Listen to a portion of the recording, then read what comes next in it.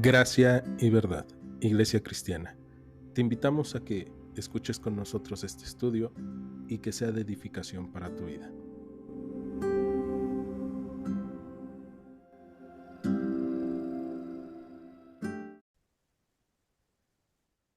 Bien, pues después de nuestro resumen del libro de Esdras, quedamos que hay un tiempo en el cual eh, el pueblo de Israel se queda como sin esta historia entre Esdras y Nehemías.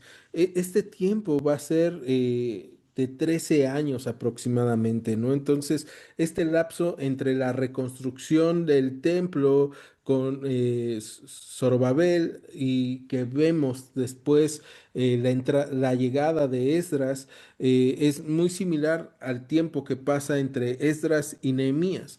Ahora nos quedamos en el capítulo 10 de Esdras, en donde el pueblo se arrepiente de haber hecho mal. Hay expulsión de personas que son ajenas al pueblo, que habían llevado a pecar a los hombres, y lo que nos encontramos es restauración.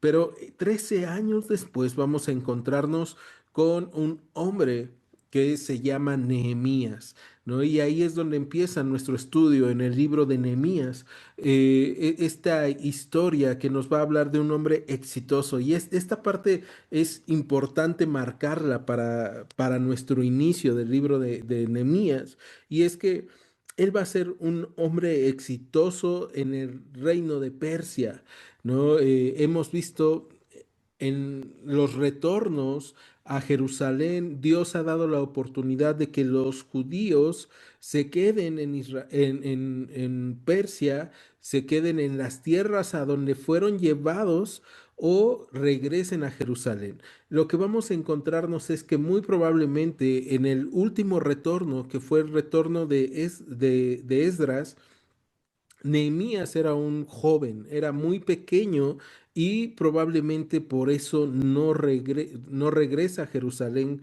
con algunos miembros más de su familia.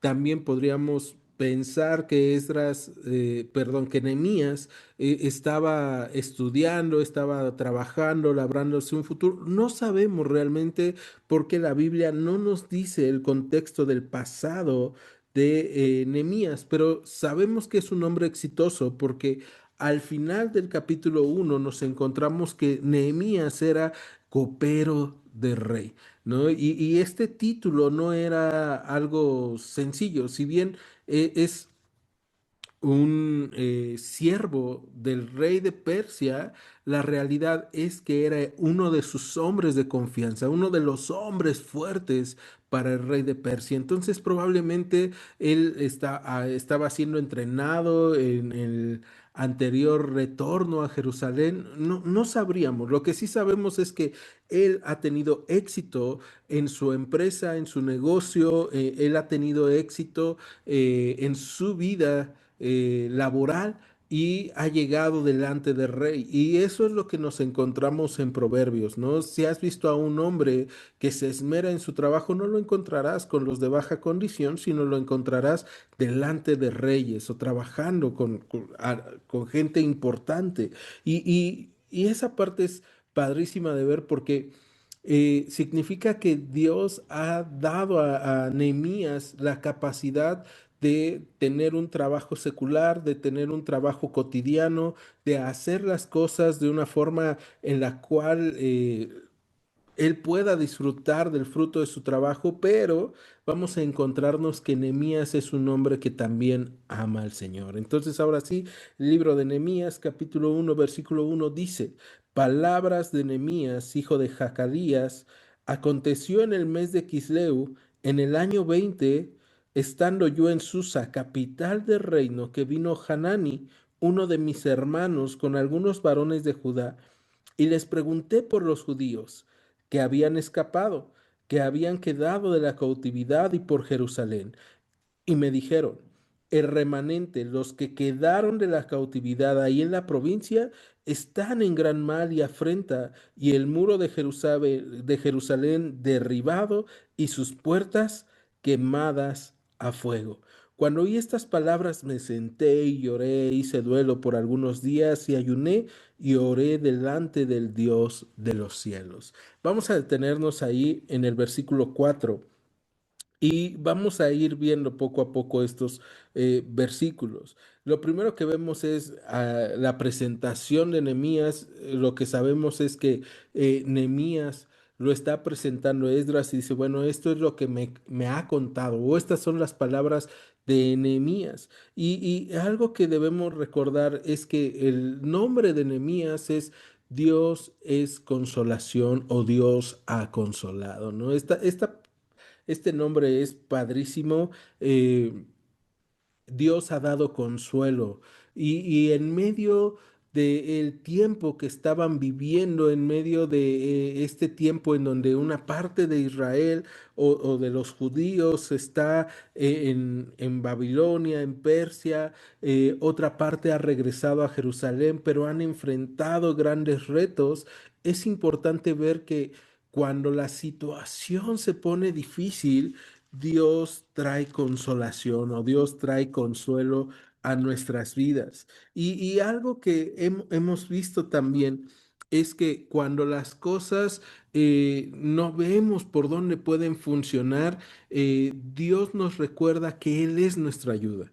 Y eso lo hemos visto todo el libro de Esdras, ¿no? Si pudiéramos ponerle otro título al libro de Esdras, en lugar de reconstruyendo una relación con Dios, podría ser justamente esa, ¿no? Dios es nuestra ayuda. Dios es nuestro ayudador, que es simplemente el significado del nombre de Esdras. Y es lo que nosotros encontramos en todo el libro, la ayuda de Dios en medio de la opresión, en medio de la dificultad, en medio de la necesidad. Y ahora, cuando las cosas vuelven a estar fuertes, difíciles, lo que nos encontramos es que Dios nos trae consuelo. Dios nos fortalece y nos consuela, ¿no? Que es lo que significa el nombre de Nehemías. Entonces, en medio de la dificultad que Nehemías va a escuchar del pueblo que está en gran mal y afrenta, o sea que los demás los desprecian, se burlan de ellos, les han hecho daño, no los valoran. En medio de toda esta situación, Dios quiere consolar a su pueblo y de igual forma Dios a través del libro de Nehemías nos quiere enseñar a construir una relación con Él, a reconstruir una relación con Él, a reconstruir nuestras relaciones, pero también en medio de las situaciones que estemos viviendo, cuando hay gran mal, cuando hay dificultad, cuando hay enfermedad, cuando hay necesidad, cuando otros se han burlado de nosotros, cuando somos despreciados, Dios quiere consolarnos, ¿no? Por eso es tan importante esta parte del nombre de Nehemías. Ahora, de su padre Jacalías no sabemos gran cosa, simplemente vamos a ver que a través de sus hijos podemos ver el carácter de un padre. Y es que dice que él estaba en el mes de Kisleu, que sería entre noviembre y diciembre, y esta parte va a ser importante por lo que vamos a ver.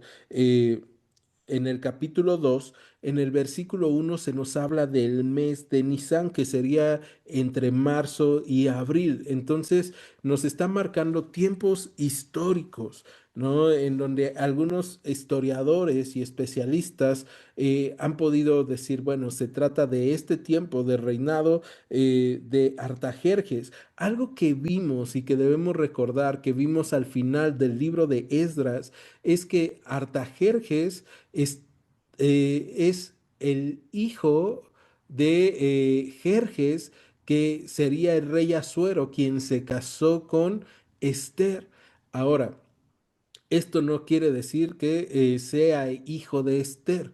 Lo que se dice y lo que creemos es que Jerjes tuvo un hijo con otras mujeres y en este caso, este hijo que tuvo es el que queda reinando, pero seguramente él convivió mucho con Esther, convivió mucho con el conocimiento judío, con el temor de Dios y de igual forma su esposa, ¿no? Entonces, esa parte interesante de imaginar y de pensar en cómo debió de haber sido ejemplo Esther, no solamente para su esposo Jerjes o Asuero, sino también para Artajerjes, este hijo de Jerjes, y para su, podríamos decirle, no era postiza o no era, no sabríamos, ¿no? El punto aquí es que Esther va a ser un ejemplo de entrega al Señor, de estudio de la palabra, y eso es algo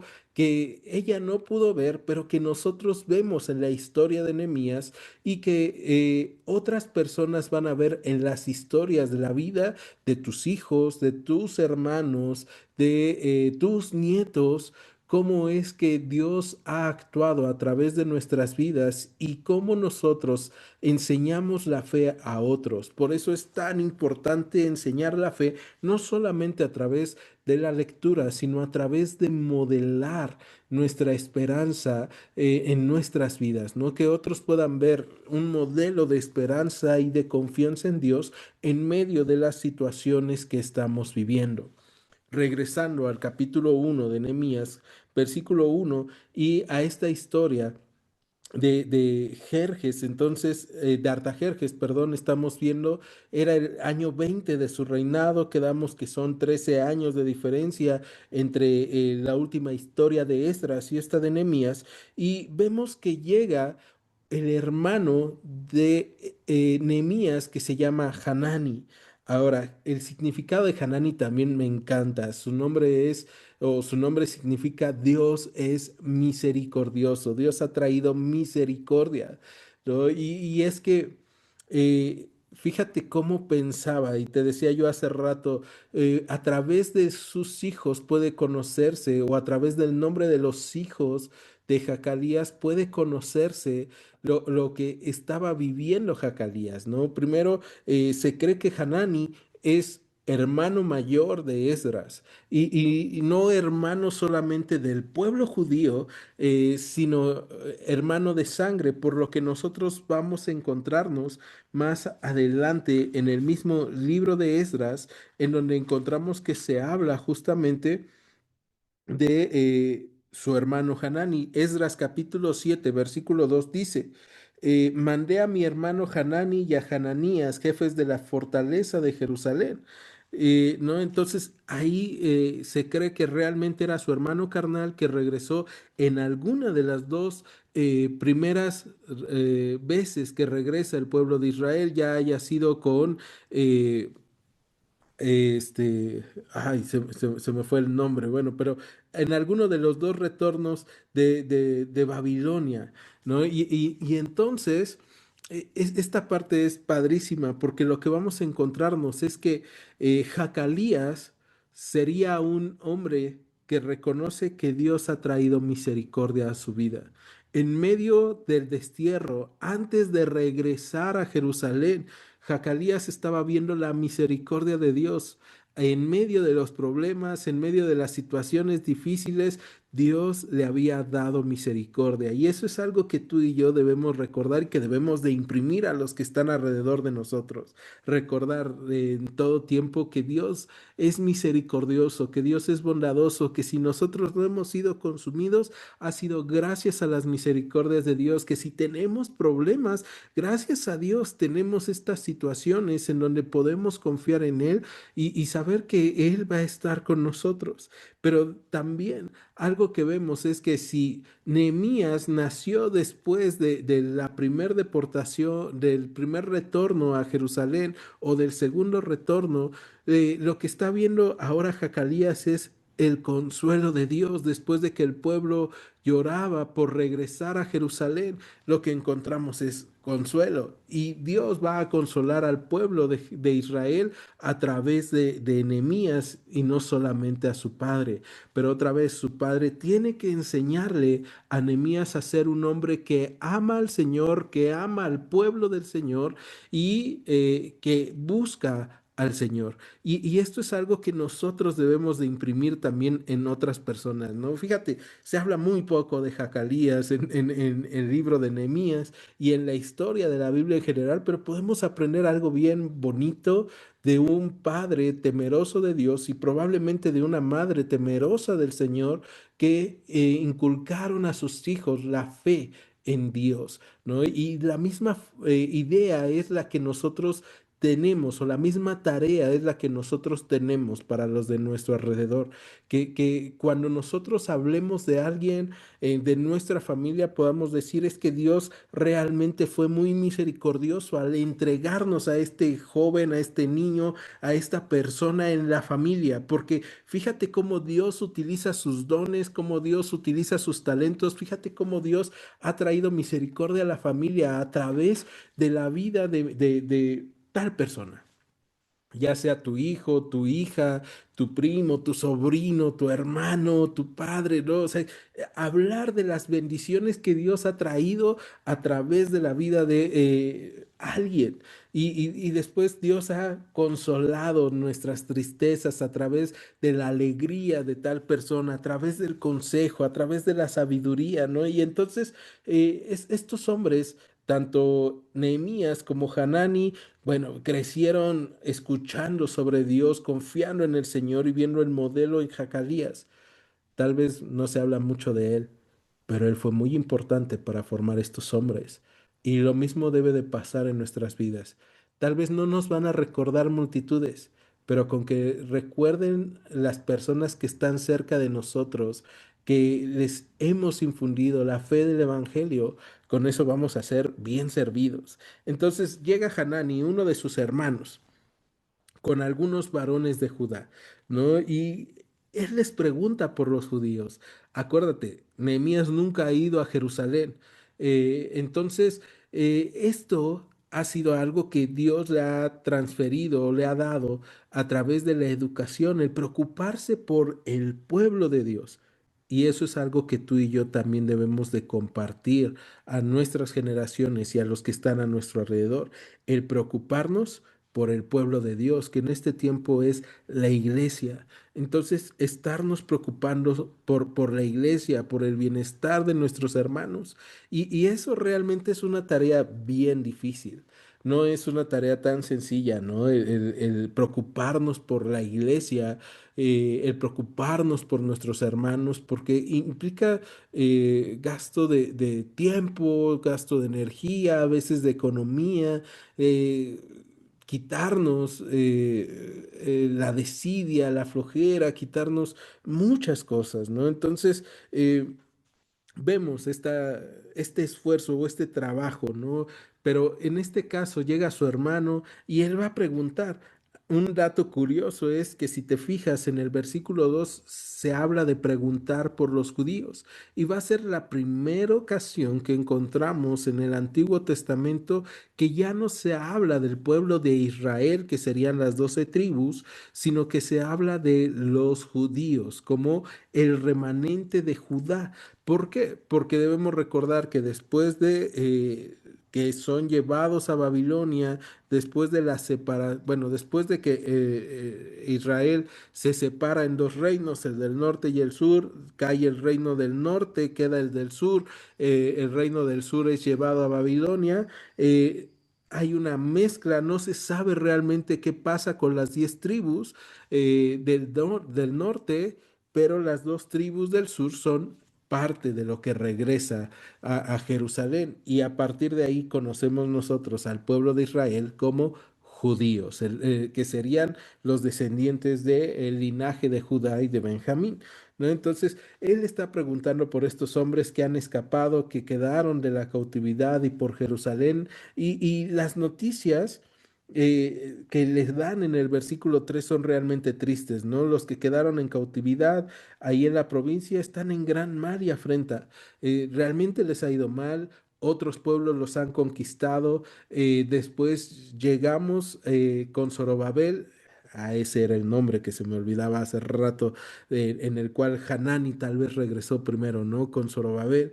Este, cuando llega Zorobabel y empieza la reconstrucción del pueblo y del templo, debemos recordar que hubo oposición y los detienen legalmente. Eso lo vimos en Esdras 4. Después vimos que hay un regreso a la construcción cuando ya pasa el temor, pero pasaron años, ¿no? Para que haya un retorno a la construcción del templo. Entonces, hemos estado viendo este ciclo en donde otros les han hecho gran mal y los han afrentado, se han burlado de ellos, los han despreciado.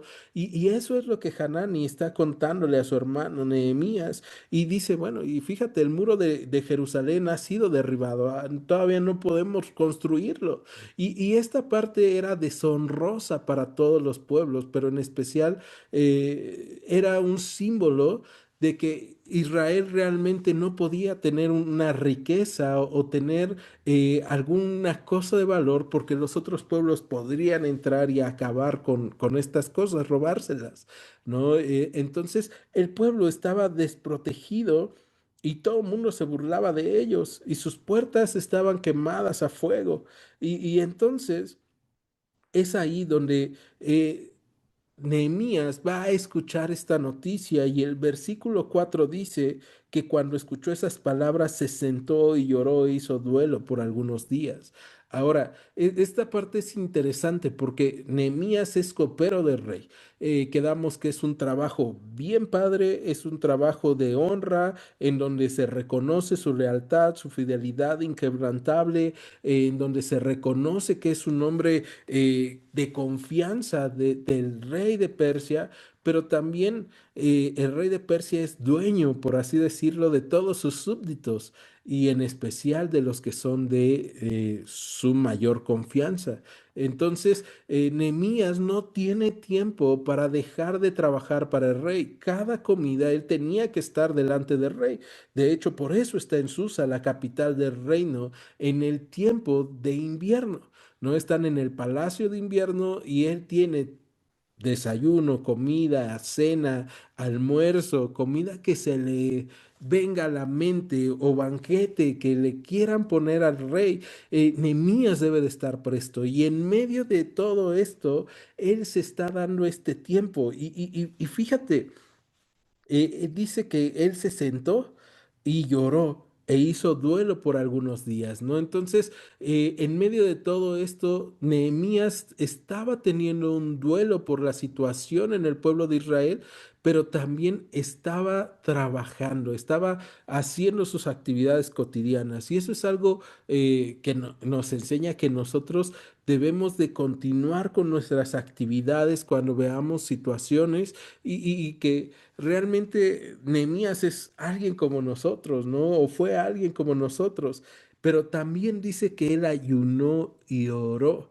Entonces, esta parte es difícil de entender a menos que pensemos que Nehemías pidió vacaciones y el rey Artajerjes se las dio y en esos días es como él pudo ayunar, pero la realidad es que hemos visto que el ayuno no solamente es el dejar de ingerir algún alimento, sino que el ayuno es este tiempo en el cual uno dispone su corazón al Señor y busca al Señor en medio de su necesidad, en medio de este tiempo de falta de alimento, es un sometimiento al Señor y recordar que tenemos todo gracias a Él. Y entonces Dios le da este tiempo, ¿no? Probablemente Él ayuna en sus tiempos en los cuales Él no tiene que estar probando los alimentos del rey.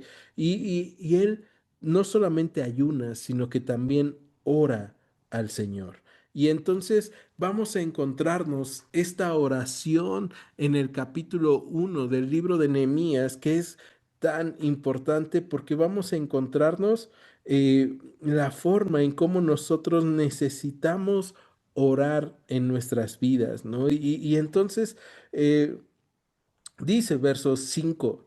Y dije, te ruego, oh Señor, Dios de los cielos, fuerte, grande y temible, que guarda el pacto y la misericordia a los que le aman y guardan sus mandamientos, esté ahora atento tu oído y abiertos tus ojos para oír la oración de tu siervo. Y vamos a detenernos ahí un poco en el versículo 6, porque lo que nos vamos a encontrar entre este versículo 5 y 6 es considerarnos en la presencia del Señor. Por eso la oración es tan padre y es tan importante y tan necesaria, porque nos recuerda que nosotros el día de hoy estamos delante de la presencia del Señor, ¿no? Y nos recuerda que entonces nosotros vamos a orar delante de Dios o vamos a hablar delante de aquel que dice Nehemías es el Dios de los cielos, fuerte, grande y temible, ¿no? Entonces, cuando nosotros tenemos alguna situación, cuando algo nos hace estar muy tristes, cuando algo nos hace estar muy débiles, tenemos que recordar que podemos ir con Dios. Y ese Dios es el Dios de los cielos. Es el Dios de la eternidad, es el Dios fuerte, grande y temible que guarda el pacto y la misericordia a los que le aman y guardan sus mandamientos, ¿no? Entonces, tú y yo podemos estar seguros de que si su oído está atento y sus ojos están abiertos para oír la oración de sus siervos, entonces va a pasar algo, ¿no? Y es ahí donde nosotros debemos de llevar lo que estamos pasando, considerando delante de quién estamos. Y cuando tenemos a un Dios tan grande que ha creado todo y tenemos un problema, cualquiera que nosotros creamos o tengamos en nuestras vidas y lo llevamos delante de Dios, podemos compararlos y podemos encontrarnos que nuestro problema no es del tamaño de Dios y entonces podemos confiar en el Señor, ¿no? Entonces, esta parte es bien padre por lo que estamos viendo, ¿no? Y entonces lo primero que tenemos que hacer en nuestras oraciones es recordar y considerarnos en la presencia de Dios. Versículo 6 dice, esté ahora atento tu oído y abiertos tus ojos para oír la voz de tu siervo. Y vamos a ver qué oración es. Que hago ahora delante de ti día y noche por los hijos de Israel, tus siervos, y confieso los pecados de los hijos de Israel que hemos cometido contra ti. Sí, yo y la casa de mi padre hemos pecado. En extremo nos hemos corrompido contra ti y no hemos guardado los mandamientos, estatutos y preceptos que diste a Moisés tu siervo. Entonces vamos a detenernos y vamos a ver que la segunda parte de esta fórmula de la oración de Nehemías, eh, una fórmula correcta que vemos que se parece también mucho a la oración modelo de Mateo 6, que sería el Padre Nuestro, es confesar la falla o la falta, ¿no? Aquella cosa de la cual no puedes negarte. Y es que las oraciones modernas son bastante interesantes porque hay gente que dice, sí, yo tengo una relación con Dios, yo entiendo que Dios es el creador del cielo, de la tierra, de todo lo visible y lo invisible, yo entiendo que Dios es todopoderoso y que yo soy su hijo y entonces como hijo a un padre le voy a pedir todo, ¿no? Así de, y dámelo, y nada más que parece hijo moderno, a padre moderno, ¿no? En donde es, y dámelo, dámelo ya, yo arrebato, yo, o sea hijos malcriados, ¿no? Y aquí lo que encontramos es que Nehemías, al estar orando, lo que hace es reconocer que no puede, reconocer que hay algo malo en él y en el pueblo de Israel, ¿no? Y esto lo vimos también con Esdras en el capítulo 9 cuando él está orando al Señor, ¿no? Y se identifica con el pueblo y dice, es que no son ellos. No les echa la culpa, sino que dice, tú eres nuestro Dios y nosotros hemos pecado y hemos hecho mal y nos hemos alejado de ti. Y entonces esto mismo está haciendo Nehemías, ¿no? Y esta parte, ¿te acuerdas? Nehemías pregunta por el pueblo de Dios. Y ahora Nehemías se identifica con el pueblo de Dios. Y eso es algo importante, preocuparnos por la iglesia, preocuparnos por nuestros hermanos, pero también identificarnos en las batallas con ellos. Bien podrían haber hecho Esdras y Nehemías, decir, fíjate bien lo que estás haciendo, porque eres muy pecador, no como yo que soy santo, no, sino que ellos dos lo que están haciendo es hemos fallado, ¿no? Y hemos fallado como pueblo y tenemos que arrepentirnos. Y eso es lo que está haciendo Nehemías en esta ocasión. Nehemías está contando su tragedia. Y cuál es la tragedia del pueblo de Israel? Que han pecado en contra de Dios. Dice el verso 7: en extremo nos hemos corrompido contra ti y no hemos guardado los mandamientos, estatutos y preceptos que diste a Moisés, tu siervo. Entonces la tragedia de Israel, la tragedia de Esdras, la tragedia de Nehemías, nuestra tragedia en muchas ocasiones como iglesia es no obedecer a Dios. ¿No? Es desobedecer a Dios, no ir a Dios en medio de nuestras dificultades, sino confiar en nuestras fuerzas, en nuestras habilidades, confiar en que nosotros sabemos cómo hacer las cosas y simplemente es, yo sé lo que Dios está pidiendo de mí, pero yo no quiero hacerle caso a Dios. Y entonces aquí viene algo bien importante. Cuando nosotros reconocemos que hay algo mal en nuestras vidas, no solamente se trata de sí, sí, ya sé que estoy mal, sino se trata de decir, sí, sé que estoy mal y tengo que arrepentirme. Y debemos recordar, el arrepentimiento es el primer don que Dios nos da a través del Espíritu Santo, porque nosotros estábamos muertos en nuestro pecado, en nuestros delitos, en nuestras fallas, nosotros le habíamos quitado la gloria a Dios y se la habíamos dado a la creación. Pero Dios a través del Espíritu Santo nos recuerda, nos redarguye y nos enseña que nosotros debemos devolvernos a Dios y dejar nuestros malos caminos, ¿no? Y entonces ese es un regalo, un don de Dios para nuestras vidas, que es el arrepentimiento. Y eso es lo que está pidiendo Nehemías para el pueblo. Nos hemos corrompido, hemos hecho mal, nos hemos alejado. Señor, por favor, ayúdanos. Versículo 8. Acuérdate ahora de las palabras que diste a Moisés tu siervo, diciendo, si ustedes pecaren, yo los dispersaré por los pueblos, pero si se volvieran a mí y guardaran mis mandamientos y los pusieran por obra, aunque su dispersión fuera hasta el extremo de los cielos, de ahí los recogeré y los traeré al lugar que escogí para hacer habitar ahí mi nombre. Ellos pues son tus siervos y tu pueblo, los cuales redimiste con tu gran poder y con tu mano poderosa. Vamos a detenernos ahí y vamos a ver esta tercer parte de la oración de Nehemías, o de la fórmula, que así le podemos decir, ¿no? De la fórmula de Nehemías de su oración, y ahora es conocer la palabra para rogar a Dios a través de ella. Fíjate, hace rato te decía, ¿no? Algunas oraciones modernas o algunas oraciones a través del tiempo de mucha gente parecieran exigencias en contra de Dios, ¿no? Señor, y arrebatamos y recogemos y tú debes de bendecirnos. Y aquí Nehemías conoce la palabra de Dios porque sus padres se la han enseñado.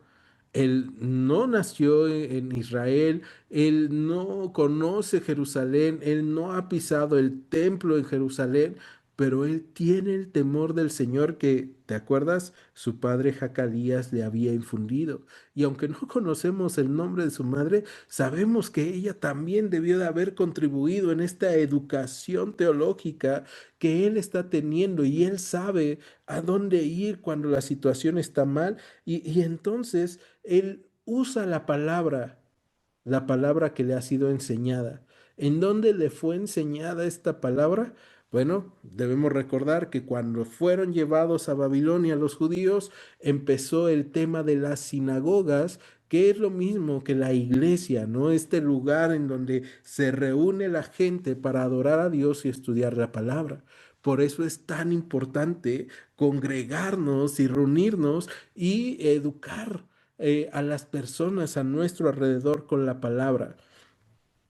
Recordando, tenemos a Esdras, que era un maestro, un sacerdote, pero también era un escriba, letrado en la ley, ¿no? Entonces, alguien que está enseñando, que justamente estaba en Persia y que es llevado o es enviado a Jerusalén en el otro retorno. Entonces, vemos, había muchos hombres en medio de la dispersión, en medio de la diáspora, en medio de este tiempo en donde el pueblo de Israel estaba lejos de Jerusalén, que amaban a Dios.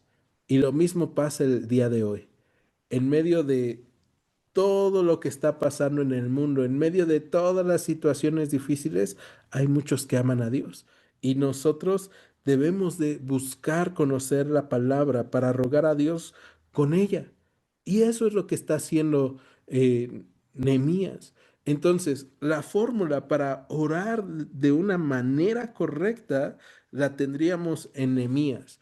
Y ojo, no te estoy diciendo que tienes que orar la oración de Nehemías, ¿no? Porque a veces pensamos en estas oraciones repetitivas que una y otra vez se hacen y podemos pensar en la Iglesia Católica, ¿no? En donde ellos oran una y otra vez la misma oración y tal vez es una oración que ellos consideran correcta.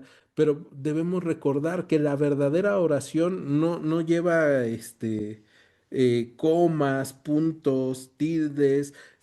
O sea, la verdadera oración es presentarnos delante del Señor y adorarle. Pero en la oración tenemos esta fórmula en que nos ayuda también a descansar en el Señor. Y lo primero que hace es el reconocimiento de quién es Dios. Cuando nosotros vamos al libro de Isaías, no lo busques, yo ahorita te lo leo en Isaías capítulo 1. Vamos a encontrar un reclamo de parte de Dios. Y este reclamo es para un pueblo que sabe formular bien oraciones, que todavía tenían el primer templo, que estaban buscando adorar a Dios a través de los sacrificios, pero que en realidad sus corazones estaban despegados de Dios. Fíjate, Isaías capítulo 1, versículo 10 dice, príncipes de Sodoma, oigan la palabra del Señor. Y es bien triste porque no le está hablando a Sodoma, le está hablando a Israel, ¿no? Pero los está comparando con esta ciudad pecaminosa. Y a sus líderes les está diciendo, pues ustedes empiezan, ¿no? Ustedes son sus príncipes. Escuchen la ley de nuestro Dios, pueblo de Gomorra. Ahí por si estaban pensando que, ah, no, el reino del norte es Sodoma, jajaja, pues también dice Gomorra, ¿no? Para que vean el reino del sur, o sea, estaban igual todos. ¿Para qué me sirve, dice el Señor, la multitud de sus sacrificios? Hastiado estoy de holocaustos, de carneros y de cebo de animales gordos. No quiero sangre de bueyes, ni de ovejas, ni de machos cabríos. Y vamos a saltarnos al versículo 15 y dice, cuando extiendan sus manos, yo esconderé de ustedes mis ojos. Asimismo, cuando multipliquen la oración, yo no iré. Llenas están de sangre sus manos. Lávense y límpiense. Quítense la iniquidad de sus obras de delante de mis ojos. Dejen de hacer lo malo. Aprendan a hacer el bien. Busquen el juicio, restituyan el agraviado. Hagan justicia al huérfano, amparen a la viuda. Vengan luego, dice el Señor, y estemos a cuentas. Si sus pecados fueran como la grana, como la nieve serán emblanquecidos. Si fueran rojo como el carmesí, vendrán a ser como la blanca lana. Si quisieran y oyeran, comerían el bien de la tierra. Si no quisieran y fueran rebeldes, serán consumidos a espada, porque la boca del Señor lo ha dicho. Entonces, este reclamo que está haciendo Dios a través de Isaías en el capítulo 1 es a un pueblo que tiene todo puesto, tiene un gran templo, tiene un hermoso templo, tiene sacrificios, pero a Dios le han hartado sus sacrificios porque para Dios son considerados como Sodoma y Gomorra, ¿no? Su pecado los ha alejado de Dios y ellos tenían fórmulas correctas. Entonces vemos, no se trata de tener una fórmula correcta solamente, se trata de tener un corazón que busca al Señor. Y eso lo vamos a ver en el Evangelio de Mateo, cuando los discípulos le piden al Señor una forma de oración. Vamos a encontrar que Dios da, nuestro Señor Jesús da la oración modelo, ¿no? Y esta parte es padre de ver, porque entonces significa que nosotros tenemos el Padre Nuestro, pero no se trata solamente de repetirlo una y otra vez, sino se trata de comprenderlo y llevarlo a la práctica. Fíjate, en Mateo capítulo 6, eh, versículo 5 dice, y cuando ores, no seas como los hipócritas. Y ahí se está refiriendo a los escribas, a los fariseos, a aquellos que se sentían muy santos. ¿Te acuerdas que Jesús habla de un hombre que está orando a Dios y levantando sus manos y está diciendo, gracias Señor, porque yo no soy como ese publicano? O sea, tristemente te decía yo, las oraciones de mucha gente el día de hoy son así de gracias Dios porque me has hecho mejor que otros, o Señor, yo arrebato, Señor, yo merezco, yo declaro, yo decreto, ¿no? Y aquí lo que vemos es, no seas así, no te engañes. Un hipócrita, debemos recordar, es un actor, alguien que tiene una máscara. Cuando vamos a Dios en oración, tenemos que ir como fue Nehemías. Nehemías fue con un corazón adolorido, ¿no? Y Nehemías va arrepentido de las cosas que han hecho mal el pueblo y él. Y entonces él dice, no seas como los hipócritas, eh, que ellos aman el orar en pie en las sinagogas y en las esquinas de las calles para ser vistos de los hombres. De cierto te digo que ya tienen su recompensa. Mas tú cuando ores, entra en tu aposento y cerrada la puerta, ora a tu Padre que está en secreto, y tu Padre que ve en lo secreto te recompensará en público. Y orando no usen vanas repeticiones como los gentiles que piensan que por su palabrería serán oídos. Y ahí está, ¿no? Te decía yo, no se trata de repeticiones. Eso ya lo había hecho el pueblo de Israel. Ya se les había hecho una costumbre el ir, sacrificar, pero en realidad no entendían lo que hacían. Y acuérdate, el método de Nehemías de la oración primero es recordar y reconocer delante de quién estamos. O sea, es compararnos con quién estamos tratando. Y a veces la naturalidad de tratar con, o de orar, se nos hace, nos olvidamos de con quién estamos tratando, ¿no? A Nehemías no se le podía olvidar que estaba tratando con Artajerjes, porque cuando Nehemías le tratara de igual a Artajerjes, a pesar de que era de los hombres de mayor confianza, de los hombres que Artajerjes llevaba a todos lados, si Nehemías le decía, ¿qué onda, compadre? ¿Cómo estás? ¿No? Y lo trataba como trataba a cualquier vecino, y Artajerjes le decía, oye, come esta carne. Y él decía, híjole, ¿qué crees? La carne de venado no me gusta. No, pues mejor cómetela tú. Si se le olvidaba con quién estaba tratando, cuando trataba con Artajerjes, él iba a terminar fácil en la cárcel, si no es que muerto.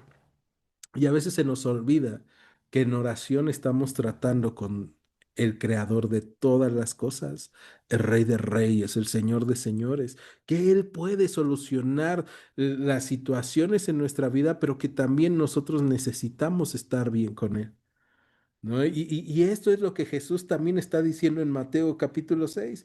O sea, entonces, acuérdate, no seas semejante a ellos, dice el verso 8, porque su Padre sabe de las cosas que ustedes tienen necesidad antes de que ustedes lo pidan. Entonces ustedes orarán así.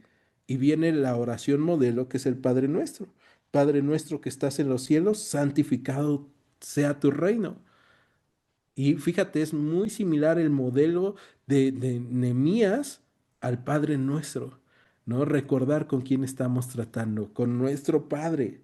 Ahora, la diferencia entre Nehemías y Jesús es que Nehemías ve al Señor como el Rey que es, el Rey eterno, pero ahora con Jesús tú y yo tenemos la capacidad de decirle Padre al Rey de Reyes y Señor de Señores, al que nos ha adoptado, al que nos ha hecho sus hijos, al que nos ha hecho parte de ese linaje de reyes y sacerdotes, al que nos amó y nos ha lavado con su sangre preciosa, es con el cual nosotros el día de hoy estamos tratando, es al cual le llevamos nuestras oraciones. Entonces, esa parte es padrísima. Regresamos a Nehemías capítulo 1 y lo que nos encontramos ahora entonces es, Nehemías ha estado orando por el pueblo que está en gran mal y en afrenta, que está despreciado, que no ha podido reconstruir las murallas. Probablemente la oposición, después de que han pasado estos 13 años entre el tiempo del último capítulo de Esdras y lo que estamos viendo en el capítulo 1 de Nehemías, ha habido oposición, tal vez lo que les dijeron es, pues es que lo que decía el decreto de Ciro era que reconstruyeras el templo, no que reconstruyeras las murallas, ¿no? Y entonces había ahí gran pugna y en estos meses, acuérdate, empezó en noviembre, diciembre más o menos, ¿no? Que es el mes de Kisleu.